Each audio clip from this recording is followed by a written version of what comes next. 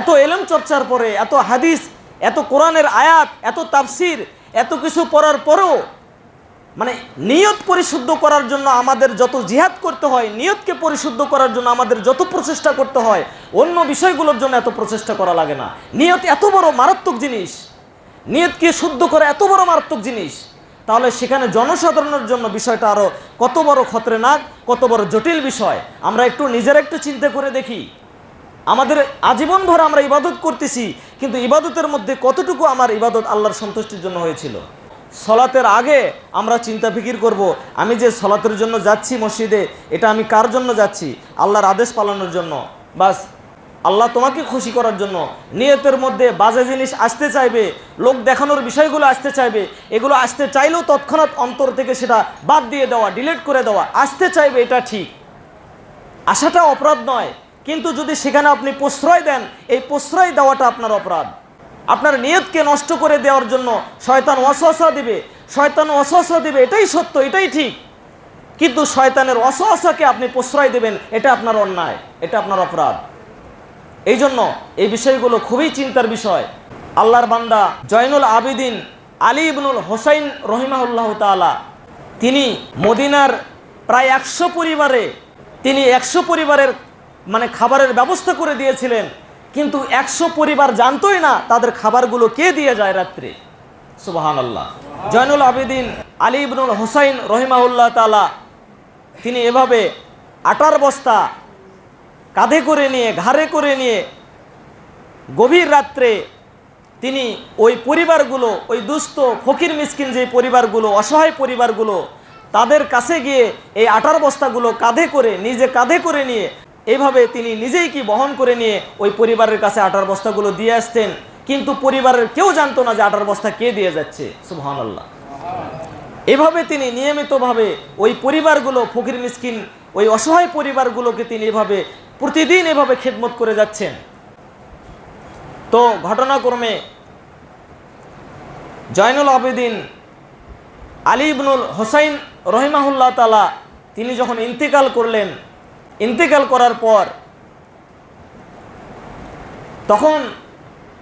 তখন থেকে আর ওই পরিবারগুলোতে কোনো আটার বস্তা আর যায় না।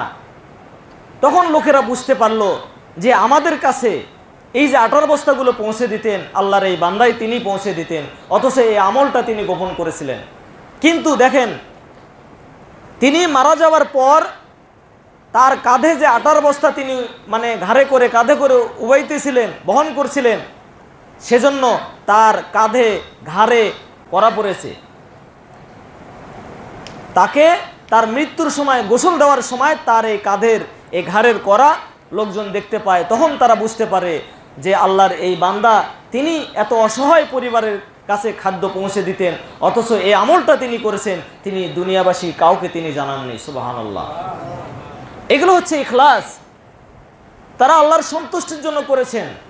এই জন্য হাদিসে আসছে, মান সাম্মা আসাম্মা আল্লাহু বিহি, যারা লোক শোনানোর জন্য, লোককে শোনানোর জন্য, লোককে দেখানোর জন্য ইবাদত করবে, দুনিয়াতেই তাদের এই গোমর ফাঁস করে দেবে যে এই যে ইবাদতটা করছে, এই যে আমলটা করছে, এই মানুষকে দেখানোর জন্য করছে, এইটা তার আচরণের মাধ্যমে আল্লাহ প্রকাশ করে দিবে। নাউজুবিল্লাহ। আর যারা আল্লাহর সন্তুষ্টির জন্য কাজ করবে, আল্লাহর সন্তুষ্টির জন্য আমল করবে, দেখবেন দুনিয়াতে সে প্রচার করতে চাইবে না, যতই সে গোপন রাখতে চাইবে, এক সময় আল্লাহ তার ওই আমলটা এমনভাবে প্রকাশ করে দিবেন, দুনিয়াবাসীর কাছে সেটা প্রকাশ করে দিবেন। আল্লাহ তাআলার পক্ষ থেকে এই বান্দার প্রশংসা পরবর্তীতে মানুষরা করতেই থাকবে। সুবহানাল্লাহ। কিন্তু ওই বান্দার নিয়তে ছিল না যে মানুষ জানুক তার এই আমলের কথা, ওই বান্দার নিয়তে ছিল না তার আমলের কথা মানুষ জানুক, এটার নিয়তে ছিল না। কিন্তু আমাদের ভেতর ইখলাস আছে?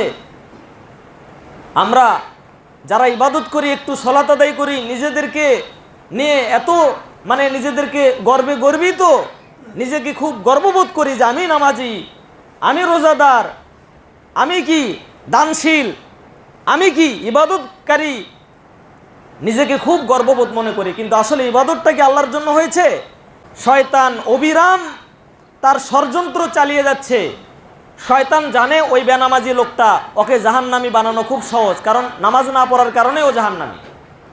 আরেকটা লোক, সে অমুক অমুক অন্যায়ের সাথে জড়িত, সে আল্লাহর এই ফরজ বিধানগুলো পরিত্যাগ করে জীবনযাপন করছে, ওর জন্য জাহান্নাম সহজ।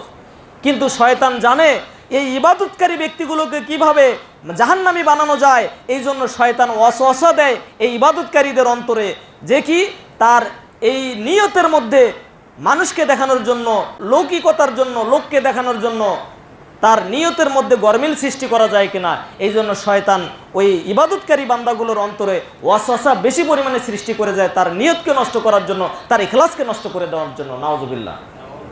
এই জন্য আমরা খুব সাবধান, আমরা যতটুকু ইবাদত করি না কেন ইবাদতটা যেন সুন্দরভাবে আল্লাহর সন্তুষ্টির জন্য হয়।